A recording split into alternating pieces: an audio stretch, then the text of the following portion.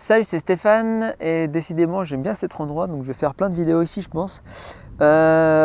Aujourd'hui j'aimerais vous dire qu'il y a une étude qui a montré que plus on avait de liens sociaux et moins on avait de chances de tomber malade. Donc c'est quand même pas rien. Donc c'est une étude qui n'est pas sur toutes les maladies, c'était une étude qui portait sur les maladies respiratoires, donc qui montrait que quand on avait plus de liens sociaux, on avait moins de susceptibilité d'avoir un rhume, on avait moins de mucus, on avait un meilleur dégagement nasal et moins de susceptibilité virale en général. Donc tout ça après correction bien sûr des pathologies, des gens qui fument, qui boivent, etc. Donc où est-ce que je veux en venir avec tout ça?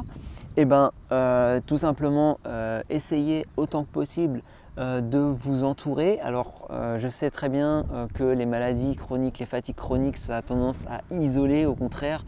Et donc, ça vous enfonce encore davantage parce que l'isolement, c'est assez mauvais d'une façon générale. Après, il y en a qui le vivent mieux que d'autres. Donc, entourez-vous. Peut-être que des fois, pour certains, ne serait-ce que regarder quelques vidéos YouTube de gens qui parlent, déjà on a l'impression d'être avec des gens, c'est un moindre mal. Vous pouvez avoir des contacts qui ne sont pas forcément physiques, mais vous pouvez avoir des contacts épistolaires. Vous pouvez juste écrire à des gens ou avec des forums, avec les groupes Facebook, etc. Mais le mieux, c'est quand même encore de voir du monde. Donc, faites ce que vous pouvez. Alors là, je ne vais pas vous dire trop comment rencontrer du monde, c'est vraiment difficile.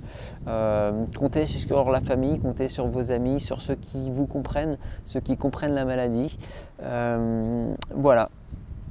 Donc, épisode difficile, c'est mieux pour la maladie d'être accompagné de gens et pourtant la maladie isole. Donc, courage à vous, courage à ceux qui m'écoutent et bonne journée. Salut!